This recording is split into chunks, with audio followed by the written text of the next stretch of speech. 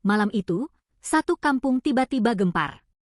Seorang pria berteriak ketakutan di dalam rumahnya sendiri. Tubuhnya gemetar, wajahnya pucat, dan matanya terus menatap ke sudut ruangan, seolah ada sesuatu yang hanya bisa dia lihat seorang diri.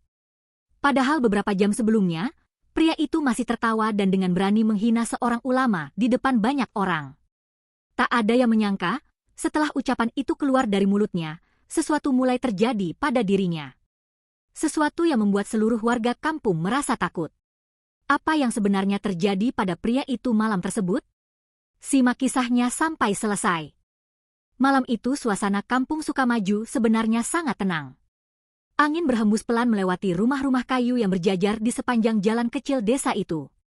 Sebagian warga sudah terlelap setelah seharian bekerja di ladang dan kebun. Namun ketenangan itu tiba-tiba pecah oleh sebuah teriakan keras. "Tolong!" Suara itu datang dari rumah milik seorang pria bernama Raka. Teriakannya begitu keras sampai beberapa warga langsung terbangun dari tidur. Lampu-lampu rumah mulai menyala satu persatu. Pintu-pintu dibuka dengan wajah bingung. Pak Darto yang rumahnya paling dekat langsung keluar sambil membawa senter. Ia melihat pintu rumah Raka terbuka lebar. Dari dalam rumah terdengar suara barang jatuh dan napas seseorang yang terengah-engah. Beberapa warga lain mulai berdatangan. "Ada apa ini?" tanya Bu Rini dengan suara pelan. Pak Darto menggeleng. Ia sendiri belum berani masuk. Dari dalam rumah terdengar suara Raka lagi. Kali ini suaranya bergetar. Jangan dekati aku." Padahal di dalam rumah itu tidak ada siapa-siapa selain dirinya. Warga saling pandang. Perasaan mereka mulai tidak enak. Pak Darto akhirnya melangkah mendekati pintu. Ia menyenter ke dalam rumah. Raka terlihat duduk di lantai ruang tamu. Wajahnya pucat sekali. Tubuhnya gemetar. Matanya melotot ke arah sudut ruangan seperti sedang melihat sesuatu yang sangat menakutkan. Padahal sudut ruangan itu kosong. "Raka, kamu kenapa?" tanya Pak Darto hati-hati. Raka tidak menjawab. Ia malah mundur sambil menutup wajahnya dengan kedua tangan. Beberapa warga mulai berbisik. "Aneh sekali. Tadi sore dia baik-baik saja." Namun Pak Darto tiba-tiba teringat sesuatu. Sore tadi ada kejadian yang membuat beberapa orang di kampung itu merasa tidak nyaman. Kejadian yang melibatkan Raka. Kejadian yang terjadi di depan masjid. Dan sejak saat itu, banyak orang merasa ucapan Raka sudah kelewat batas. Di tengah kerumunan warga yang semakin banyak, Raka tiba-tiba berkata dengan suara sangat lemah. "Aku salah, aku benar-benar salah." Tak ada yang mengerti maksudnya. Namun beberapa warga mulai merasa takut. Karena hanya beberapa jam sebelum kejadian aneh ini, Raka baru saja mengucapkan kata-kata kasar kepada seseorang yang sangat dihormati di kampung itu. Seorang ulama tua yang selama ini selalu dihormati oleh warga desa. Dan saat semua orang mulai mencoba memahami apa yang terjadi, tubuh Raka tiba-tiba kembali gemetar hebat. Ia menatap ke arah pintu rumah dengan mata penuh ketakutan. Seolah-olah ada sesuatu yang baru saja datang. Padahal di depan pintu, tidak ada siapa-siapa. Suasana malam di kampung itu berubah menjadi tegang. Warga mulai saling berbisik dengan perasaan tidak enak. Beberapa orang bahkan mulai mengingat kembali kejadian sore tadi. Kejadian yang mungkin menjadi awal dari semua hal aneh ini. Tidak ada yang tahu apa yang sebenarnya dialami Raka malam itu. Namun satu hal yang mulai terasa jelas bagi sebagian warga. Apa yang terjadi malam ini, mungkin ada hubungannya dengan kata-kata yang ia ucapkan beberapa jam sebelumnya. Dan cerita itu, sebenarnya baru saja dimulai. Sore hari sebelum kejadian malam itu, suasana di kampung Sukamaju sebenarnya biasa saja. Matahari mulai turun, dan sebagian warga sudah berkumpul di masjid kecil yang ada di tengah kampung. Hari itu ada pengajian rutin yang dipimpin oleh seorang ulama tua yang sangat dihormati warga. Namanya Ustadz Hadi. Ustadz Hadi dikenal sebagai orang yang sederhana. Rumahnya kecil, pakaiannya juga biasa saja. Tapi sikapnya selalu tenang dan lembut. Setiap kali memberi nasihat, beliau tidak pernah meninggikan suara. Banyak warga merasa nyaman mendengar ceramahnya. Sore itu masjid cukup ramai. Beberapa bapak duduk di depan. Para ibu dan pemuda duduk di bagian belakang. Semua mendengarkan dengan serius. Ustadz Hadi sedang berbicara tentang satu hal yang sangat penting. Tentang kesombongan. Beliau menjelaskan bahwa kesombongan sering membuat seseorang merasa lebih hebat dari orang lain. Padahal semua yang dimiliki manusia hanyalah titipan dari Allah. Sebagian warga mengangguk pelan. Namun di saat pengajian berlangsung, sebuah motor berhenti di depan masjid. Motor itu milik Raka. Raka baru saja pulang dari kota setelah mengurus usahanya. Ia memang dikenal sebagai orang yang cukup kaya di kampung itu. Usahanya berkembang pesat dalam beberapa tahun terakhir. Karena itu Raka sering merasa dirinya lebih pintar dari orang lain. Saat ia turun dari motor, suara ceramah dari dalam masjid terdengar sampai ke halaman. Raka berhenti sebentar. Ia mendengar beberapa kalimat yang disampaikan Ustadz Hadi tentang kesombongan dan tentang pentingnya menghormati sesama. Namun bukannya diam, Raka justru tersenyum sinis. Beberapa pemuda yang duduk di dekat halaman melihatnya. "Raka, mau ikut pengajian?" tanya salah satu dari mereka. Raka malah tertawa kecil. Pengajian lagi, katanya sambil menggeleng. Beberapa orang langsung merasa tidak enak mendengar ucapannya. Namun Raka masih terus bicara. Orang itu kalau mau hidup enak ya kerja keras. Bukan cuma duduk dengar ceramah tiap minggu. Beberapa warga mulai menatapnya dengan wajah tidak nyaman. Salah satu bapak mencoba menenangkan suasana. "Sudahlah Raka, jangan begitu. Kita cuma dengar nasihat saja." Namun Raka justru makin keras bicara. Nasihat terus. Tapi hidup tetap miskin. Ucapan itu membuat beberapa orang kaget. Salah satu pemuda langsung berkata pelan, "Sudah Raka, jangan ngomong begitu." Tapi Raka seolah tidak peduli. Ia bahkan menunjuk ke arah masjid. Kalau ceramah bisa bikin orang sukses, harusnya ustadz itu orang paling kaya di kampung ini. Beberapa orang langsung terdiam. Ucapan itu benar-benar membuat suasana menjadi tidak nyaman. Sebagian warga yang berada di dalam masjid juga mulai mendengar keributan kecil di luar. Namun Ustadz Hadi tetap melanjutkan ceramahnya dengan tenang. Di luar, Pak Darto mencoba menegur Raka. "Raka, jaga ucapanmu. Tidak baik bicara seperti itu." Raka hanya tertawa. "Ah, kalian terlalu serius." Ia lalu menyalakan motornya lagi. Sebelum pergi, ia berkata dengan nada mengejek. "Kalau hidup cuma mengandalkan ceramah, kapan majunya?" Motor Raka melaju meninggalkan halaman masjid.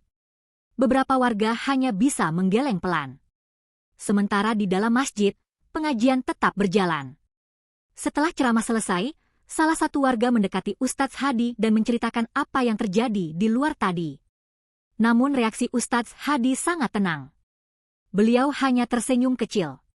"Semoga Allah memberinya petunjuk," kata beliau pelan. Tidak ada kemarahan di wajahnya. Namun beberapa warga tetap merasa tidak enak.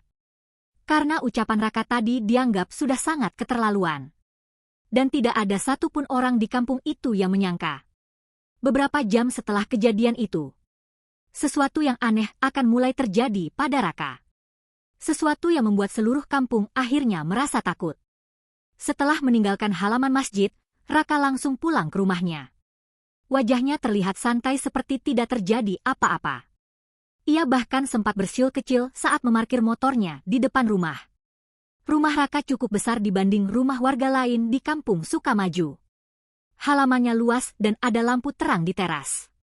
Dari luar terlihat semuanya normal. Raka masuk ke dalam rumah, lalu duduk di kursi ruang tamu sambil memainkan ponselnya. Sesekali ia tertawa melihat video di layar. Ucapan yang ia katakan di depan masjid tadi seolah sudah tidak ia pikirkan lagi. Beberapa saat kemudian, Raka pergi ke dapur untuk mengambil minum. Ia menuangkan air ke dalam gelas lalu meminumnya dengan santai. Namun entah kenapa, setelah itu dadanya tiba-tiba terasa tidak nyaman. Awalnya hanya seperti rasa sesak kecil. Raka mengira itu hanya karena kelelahan setelah perjalanan dari kota. Ia duduk kembali di kursi ruang tamu sambil menarik napas panjang. "Ah, paling cuma capek," gumamnya pelan. Namun rasa tidak nyaman itu tidak hilang. malah perlahan-lahan berubah menjadi rasa gelisah yang aneh. Raka mencoba mengalihkan pikirannya dengan menonton televisi. Ia menyalakan televisi dengan volume agak keras. Tapi beberapa menit kemudian ia malah mematikan lagi. Ia merasa suasana rumahnya tiba-tiba terasa berbeda. Rumah yang biasanya terasa nyaman sekarang terasa aneh dan sunyi. Raka berdiri lalu berjalan ke jendela. Ia melihat keluar. Jalan kampung terlihat sepi seperti biasa. Beberapa lampu rumah warga masih menyala. Tidak ada sesuatu yang aneh di luar. Namun perasaan Raka tetap tidak tenang.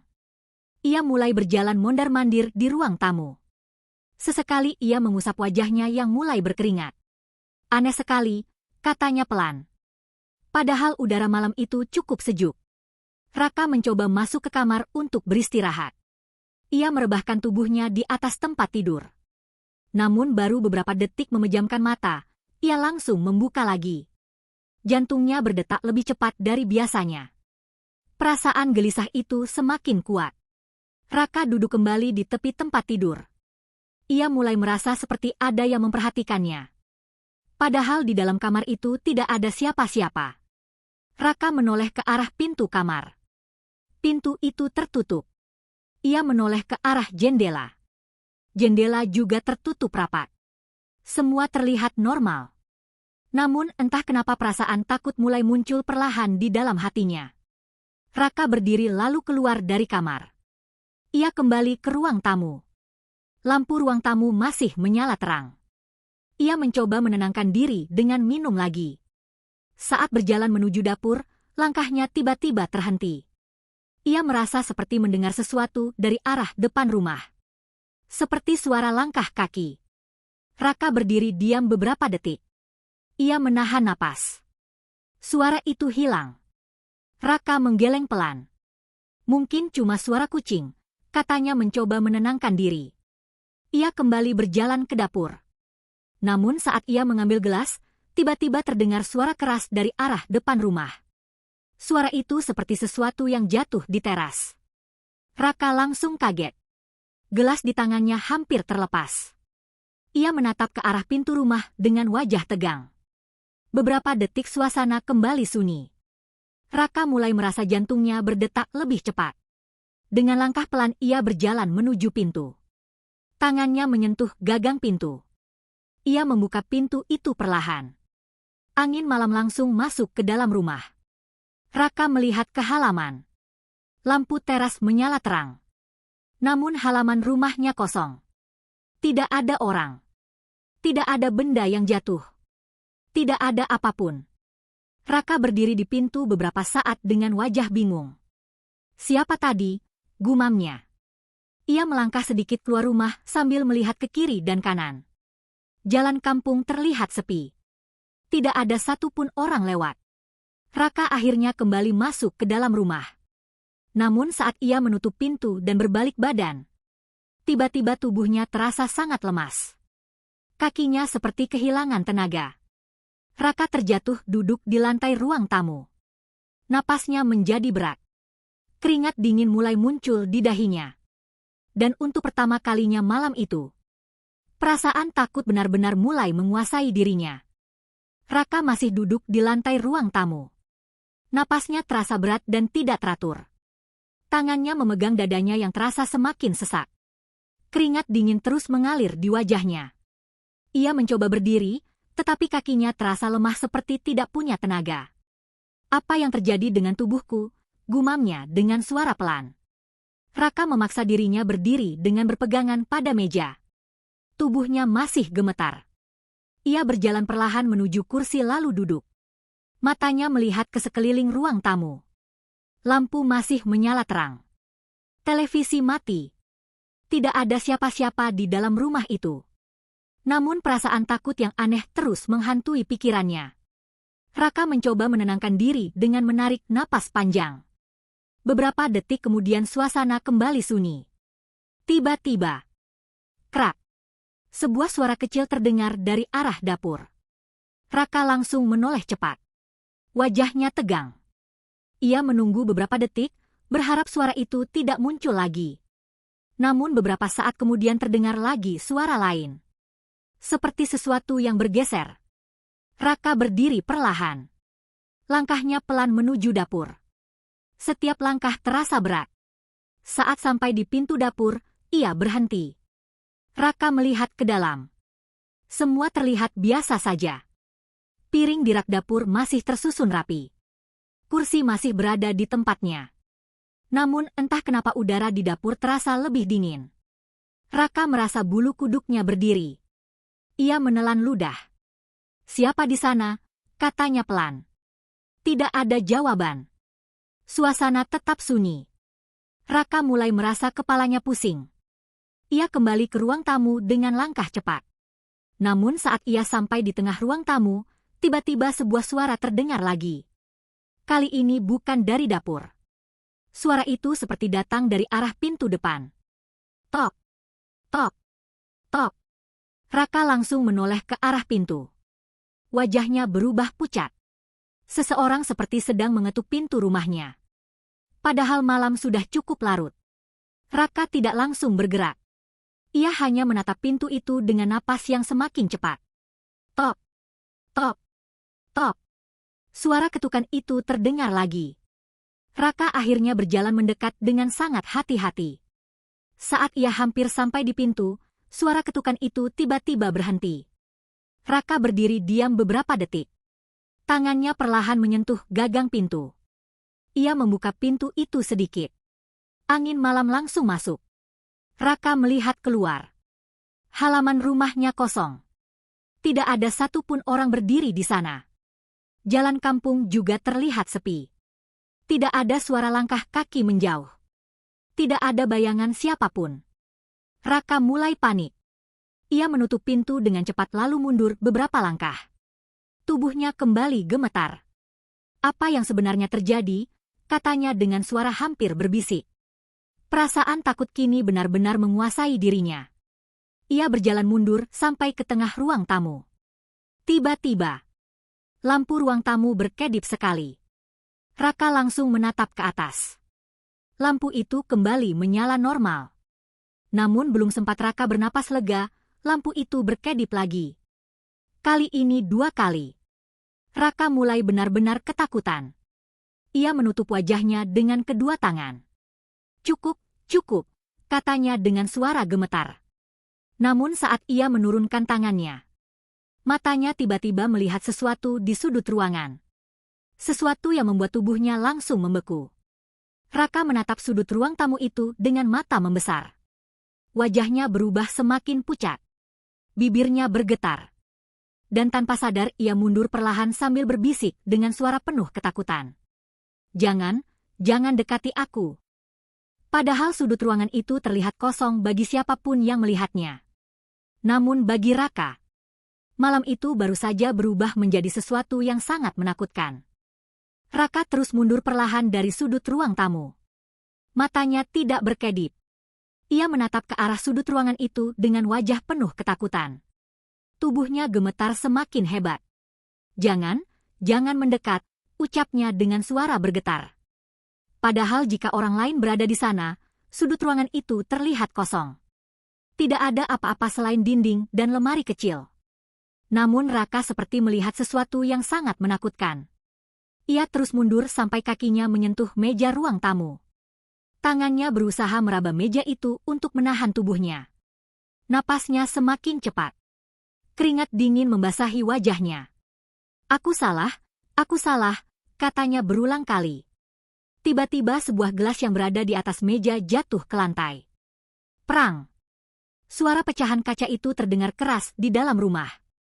Raka langsung menjerit. "Tolong!" Ia menutup wajahnya dengan kedua tangan sambil berteriak keras. Teriakan itu memecah keheningan malam di kampung Sukamaju. Beberapa warga yang sudah hampir tertidur langsung terbangun. Pak Darto yang rumahnya tidak jauh dari rumah Raka langsung membuka pintu rumahnya. "Suara siapa itu?" katanya bingung.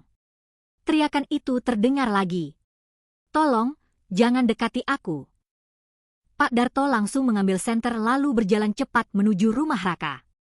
Beberapa warga lain juga keluar dari rumah masing-masing. Burini terlihat berdiri di depan rumahnya dengan wajah khawatir. "Itu suara Raka," katanya. Tak lama beberapa warga sudah berkumpul di depan rumah Raka. Pintu rumah itu terbuka. Lampu ruang tamu terlihat menyala terang dari luar.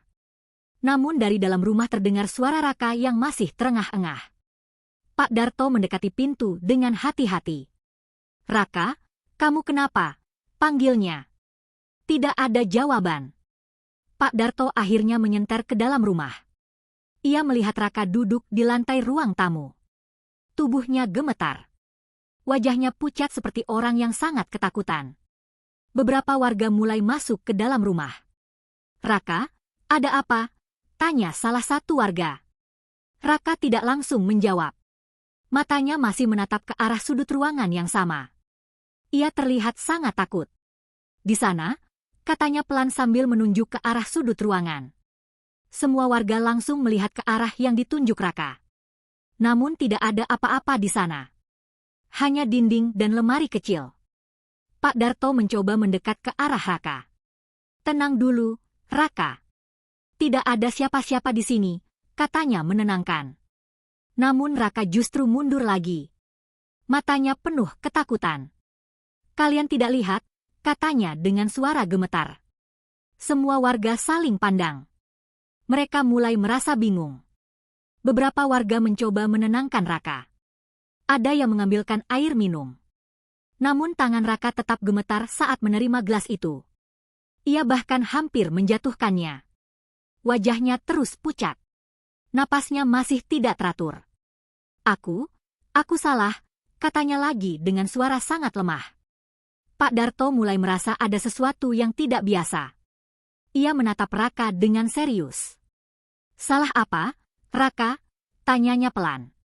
Raka tidak langsung menjawab. Ia hanya menunduk sambil memegang kepalanya. Beberapa warga mulai berbisik satu sama lain. Lalu Burini tiba-tiba berkata pelan kepada Pak Darto. "Pak, jangan-jangan ini ada hubungannya dengan kejadian sore tadi." Pak Darto langsung menoleh. Ia teringat sesuatu. Sesuatu yang terjadi di depan masjid beberapa jam sebelumnya. Ucapan Raka yang sangat kasar kepada seseorang yang dihormati seluruh warga kampung. Pak Darto kembali menatap Raka yang masih gemetar di lantai. Dalam hatinya mulai muncul perasaan tidak enak. Beberapa warga lain juga mulai mengingat kejadian itu. Suasana di dalam rumah tiba-tiba menjadi hening. Akhirnya salah satu warga berkata pelan. "Sepertinya kita perlu memanggil Ustadz Hadi." Beberapa orang langsung setuju. Pak Darto mengangguk pelan. Ia merasa mungkin hanya satu orang yang bisa menenangkan keadaan Raka malam itu. Sementara itu di tengah ruang tamu, Raka tiba-tiba kembali mengangkat wajahnya. Matanya menatap ke arah pintu rumah. Wajahnya kembali berubah tegang. Tubuhnya gemetar lagi. Dan dengan suara penuh ketakutan ia berkata pelan. "Dia datang lagi." Suasana di dalam rumah Raka menjadi sangat tegang. Semua warga yang berada di ruang tamu langsung menoleh ke arah pintu ketika Raka berkata dengan suara gemetar. "Dia datang lagi." Namun pintu rumah itu tetap terbuka seperti tadi. Tidak ada siapapun yang berdiri di sana. Angin malam hanya masuk perlahan ke dalam rumah. Beberapa warga mulai merinding. Pak Darto mencoba tetap tenang. Ia menepuk bahu Raka dengan pelan.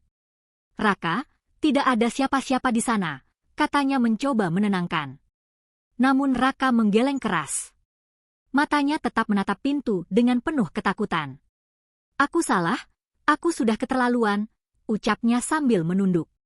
Tidak lama kemudian salah satu pemuda datang tergesa-gesa dari luar rumah.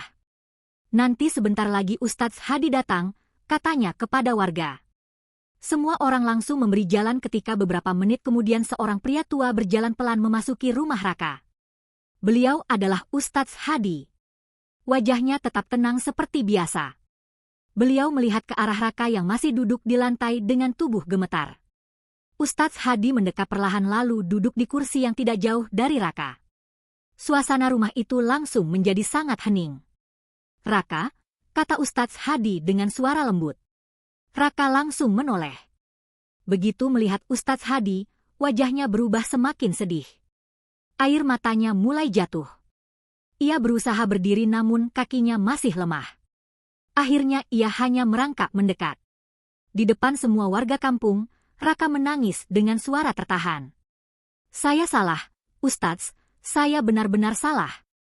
Semua warga terdiam melihat kejadian itu. Orang yang beberapa jam lalu masih tertawa mengejek, kini terlihat sangat menyesal.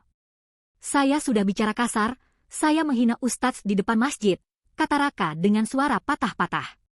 Ustadz Hadi hanya menatapnya dengan tenang. Tidak ada kemarahan di wajah beliau. Raka menundukkan kepalanya dalam-dalam. "Saya takut sekali, sejak tadi malam saya seperti melihat sesuatu, saya tidak tenang," katanya. Suasana di dalam rumah menjadi sangat hening. Beberapa warga mulai merinding mendengar pengakuan Raka. Ustadz Hadi kemudian berkata dengan suara pelan, "Setiap manusia bisa melakukan kesalahan." Raka tetap menunduk sambil menangis. Yang penting adalah menyadari kesalahan itu dan meminta ampun kepada Allah. Raka langsung mengangguk berkali-kali. "Saya menyesal Ustadz, saya benar-benar menyesal." Ustadz Hadi kemudian meminta semua warga untuk sedikit memberi ruang. Beliau duduk lebih dekat di depan Raka. Dengan suara tenang beliau membimbing Raka untuk membaca istighfar. Raka mengikuti dengan suara bergetar. Beberapa kali ia mengusap wajahnya yang basah oleh air mata. Perlahan napasnya mulai lebih tenang. Tubuhnya yang tadi gemetar mulai berhenti. Beberapa warga saling pandang dengan lega. Beberapa menit kemudian suasana di dalam rumah terasa lebih tenang. Raka masih duduk di lantai, namun wajahnya sudah tidak sepucat tadi. Ia menatap Ustadz Hadi dengan penuh rasa bersalah. "Terima kasih Ustadz, sudah memaafkan saya," katanya pelan. Ustadz Hadi hanya tersenyum kecil. "Jaga lisan kita, Raka. Kadang satu ucapan bisa menyakiti banyak orang." Raka mengangguk pelan. Malam itu menjadi pelajaran besar bagi dirinya. Beberapa hari setelah kejadian itu, sikap Raka benar-benar berubah. Ia menjadi lebih pendiam dan lebih rendah hati. Banyak warga melihatnya mulai sering datang ke masjid. Bahkan ia tidak pernah lagi berbicara sombong seperti sebelumnya. Kejadian malam itu akhirnya menjadi cerita yang sering diingat oleh warga kampung Sukamaju. Sebuah pengingat bahwa kesombongan bisa membuat seseorang lupa diri. Dan bahwa setiap ucapan harus dijaga dengan baik. Karena kadang penyesalan datang ketika semuanya sudah terjadi. Terima kasih sudah mendengarkan cerita ini sampai selesai. Jika kalian suka dengan cerita seperti ini, jangan lupa tuliskan pendapat kalian di kolom komentar. Jangan lupa juga untuk tekan tombol like dan subscribe agar kalian tidak ketinggalan cerita menarik lainnya di channel ini. Sampai jumpa di cerita berikutnya.